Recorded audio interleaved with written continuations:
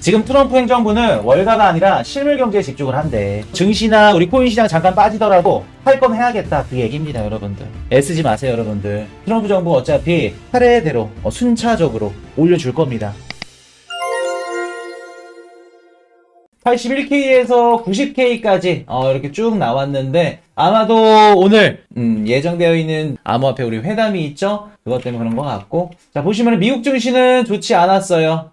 구글, 엔비디아 제외하고는 나머지 새빨 같습니다. 트럼프의 관세 인상 정책이 시장에 큰 영향을 주고 있다는 거. 자, 이렇게 보시면은 비트코인, 솔라나, 이더리움 간만에 미국 증시 하락하고 있는데 우리 암호화폐 시장만 좋다는 거. 근데 크게 의미는 없다. 열어봐야 된다. 3월 8일날 일단 봐야겠죠? 어떤 내용이 나올지 본격적으로 가보도록 하겠습니다. 자, 트럼프 대만, 미국 돈 일자리 훔쳐 1000억 달러 투자한 TSMC 회장의 뒤끝. 저희 지난 실시간 방송 마지막 부분에 트럼프 대통령이 뭔가 대단한 거 터트린다 얘기했었죠? 그때 제가 미국이 투자를 한다, 자기 돈으로 투자하기엔 조금 지금 현 시점에서 맞지 않고 틱톡을 인수했거나 아니면 다른 곳에 투자 유치를 받았다, 자기의 또 공로를 또 자랑을 할 거다, 그 얘기 드렸었죠? 기억나세요? 아니나 다를까 TSMC가 1000억 달러 투자했다고 이렇게 발표를 했죠. TSMC 1000억 달러 투자를 했다. 그래서 우리가 요거가 만약에 터져서 가장 긍정적인 흐름으로 가는 방향성은 뭐였냐면, 최근에 미국 증시에서 자본이 이탈했죠. 중국 증시로 갔고 유럽 증시로 갔고. 하지만 트럼프나 아니면 미국에 대한 이런 투자가 계속해서 들어온다 그러면 다시 빠졌던 자본이, 유동성이 미국으로 들어올 수 있다. 요거를 우리가 기대를 했었죠. 근데 TSMC가 1000억 달러 투자했다 그래서 바로 들어올 수는 없어요. 트럼프 관세 인상 정책이 어느 정도 일단락 돼야 된다. 그리고 한 가지 좀 재미있었던 점이 뭐였냐면, 그 1000억 달러를 투자한 TSMC 회장을 옆에 두고 대만 욕을 합니다. 미국 돈 일자리 다 훔쳤다, 이런 얘기를 해요. 이번에 많이 느끼는 게 진짜 힘이 강력해야 된다.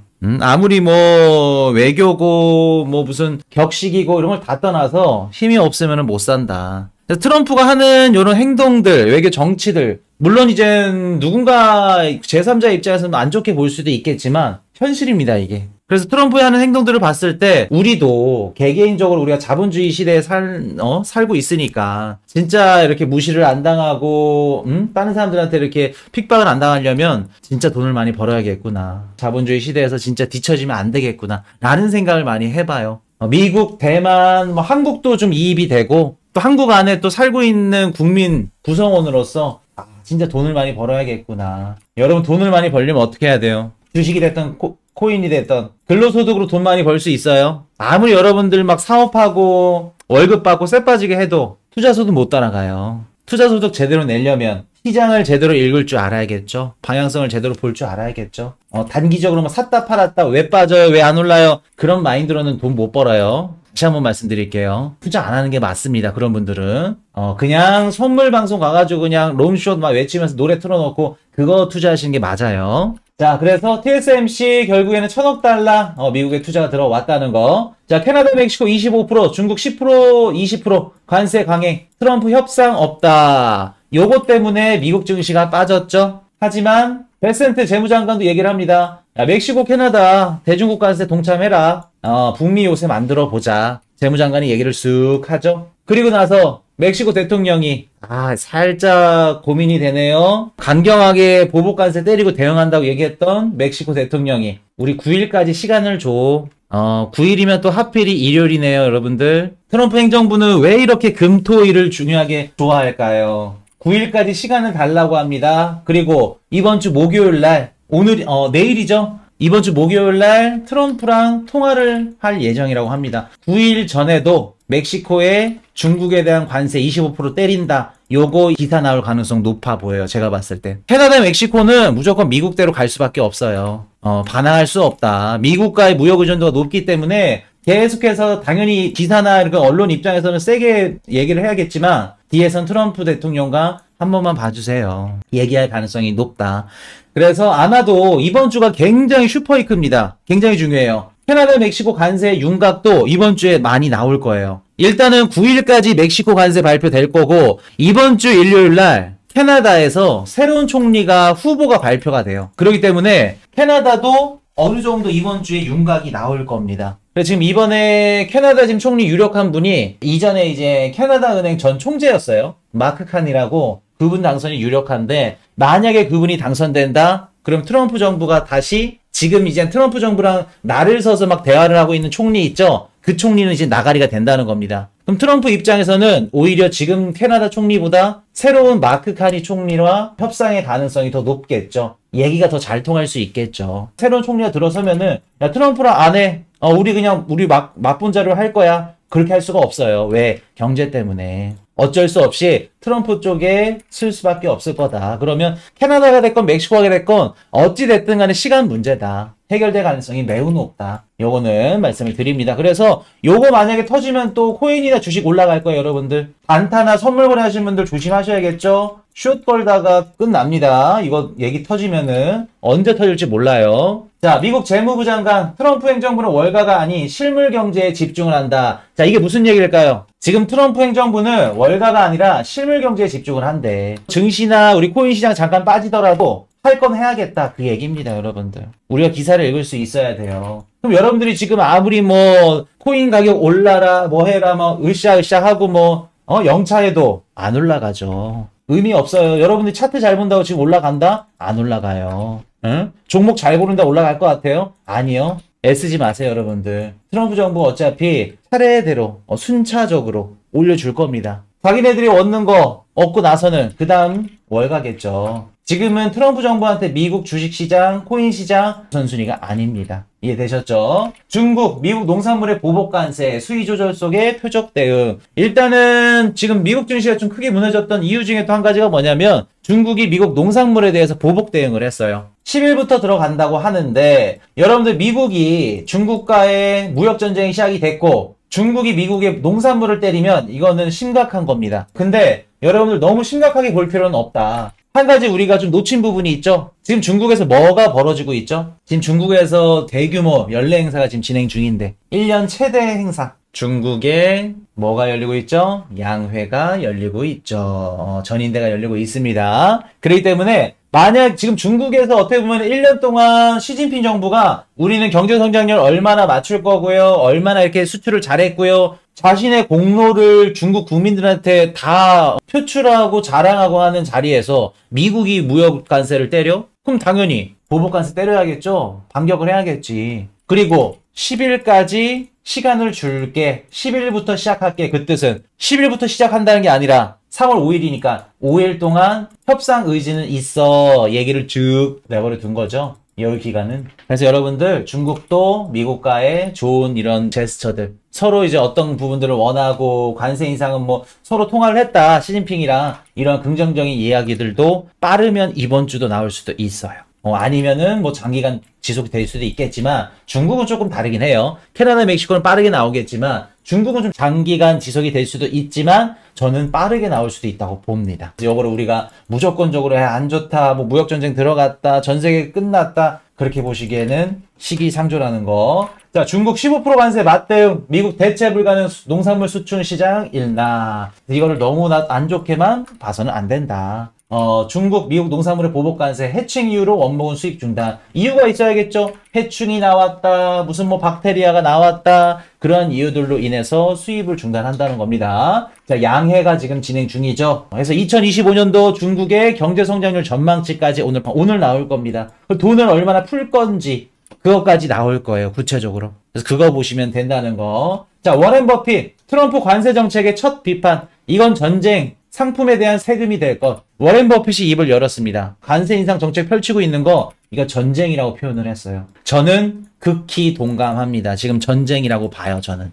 상품에 대한 세금이 된다고 합니다. 그 뜻은 상품에 대한 세금을 매기니까 물가는 올라갈 수 있다는 거겠죠. 이제 워렌 버핏까지 나섰다 그러면 월가에 어느 정도 흐름이, 움직임이 시작이 됐다는 겁니다. 워렌 버핏이 월가에 주는 의미는 굉장히 상징적인 의미이기 때문에 굉장히 커요. 트럼프도 쉽사리 못 건드린 게 워렌 버핏입니다. 바이든 정부가 그 실리콘밸리 은행 무너졌을 때 뒷구녕에서 누구한테 도움을 요청했죠? 누구랑 이렇게 쇼부를 봤었는데 23년도에 제니 옐런 누님이랑 바이든이랑 워렌 버핏 형님 만났죠. 그럴 정도로 워렌 버핏은 미국 뭐 트럼프도 그렇고 정치인들도 쉽게 못 건드리는 분이에요. 그렇기 때문에 돈줄이야, 돈줄. 이분의 역할이 굉장히 크다는 거. 자, 트럼프 유가 정책 맞장구, 오펙 플러스 내달부터 증산. 자, 볼게요. 여러분들 트럼프가 원하는 대로 좀 차근차근 잘 가고 있네요. 오펙 플러스가 증산을 한다고 합니다. 야, 트럼프가 그렇게 베이비 드릴, 펌프 드릴, 유가, 원유 생산한다고 했는데 오펙 플러스도 증산을 해주네. 유가 떨어지겠네요.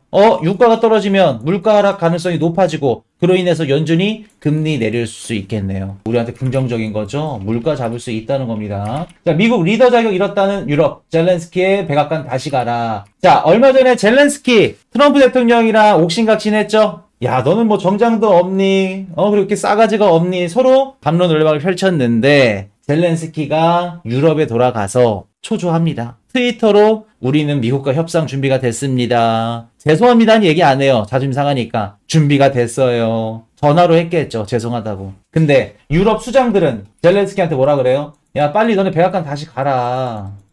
왜 그럴까? 유럽의 발등 불 떨어졌어, 지금. 젤렌스키가 이렇게 해놓으니까 우크라이나에서 미군이 철수한다고 얘기하네요. 군사적 원조 지원을 중단한대. 그럼 가장 똥줄 타는 건 유럽이죠. 옆에 나라 유럽. 야, 빨리 사과해. 럼프 형님한테. 발등에 지금 불 떨어진 겁니다. 자, CNN, 홍콩 허치슨, 파나마 항구, 미국 블랙록의 매각 합의. 자, 트럼프 대통령 하고자 하는 대로 다 됩니다. 아, 진짜 멋있어요, 이 형님. 보시면은 파나마 항구 가져간다 그랬죠? 몇 달 전부터 파나마 항구 중국의 영향력이 너무 개입이 됐다. 야, 파나마 중국 거 아니야? 중국의 이런 회사들 얘네들이 다 소유권이나 권리권을 다 갖고 있기 때문에 정작 파나마 운하는 중국 거다. 얘기를 했었죠? 근데 그 파나마 항구를 블랙록에 매각 합의했다고 합니다. 자, 한 가지 한번 여쭤볼게요. 홍콩의 허치슨, 얘네 자회사가 블랙록한테 매각을 합의한 건데 파나마 항구 운영권을 이거 얘네들 의견만 반영이 됐을까? 홍콩이 누구의 속국이죠? 홍콩에서 모든 정책들, 금융정책, 무슨 행정정책, 모든 얘기들, 뭐 자본시장부터 시작해서 모든 법들, 이런 것들은 중국 정부의 통제를 받습니다. 그러면 파나마 항구 운영권을 미국한테 넘겼어? 시진핑 허락 없이는 불가능했을 거란 얘기예요.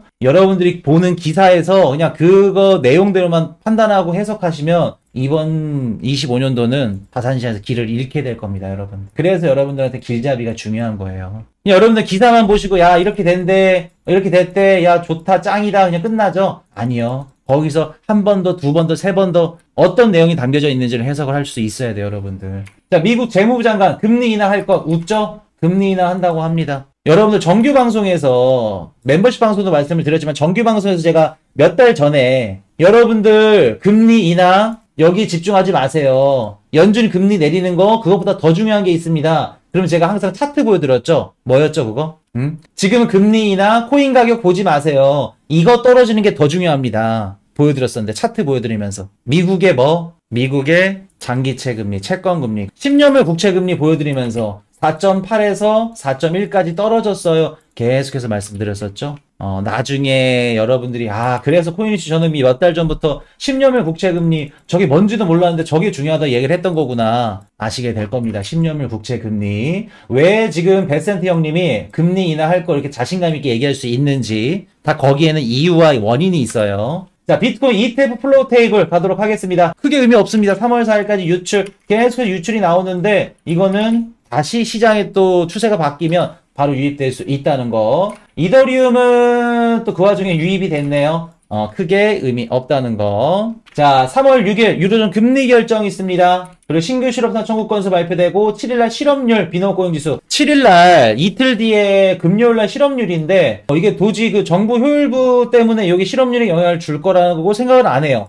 지금 당장은 영향을 주진 않을 거다. 3월 7일은 그냥 쏘쏘 그냥 넘어가면 될 것 같다. 그리고 3월 12일 이게 중요하죠. 미국 소비자 물가지수 CPI 이거는 살짝 튈 수 있습니다. 헤드라인 지표는 튈 수 있겠지만 근원 물가가 살짝 떨어진다. 그러면 시장은 괜찮다. 생산자 물가지수 그리고 뭐 유로존 CPI까지 발표되고 소매 판매 괜찮게 나오겠죠. 3월 달에는 없어요.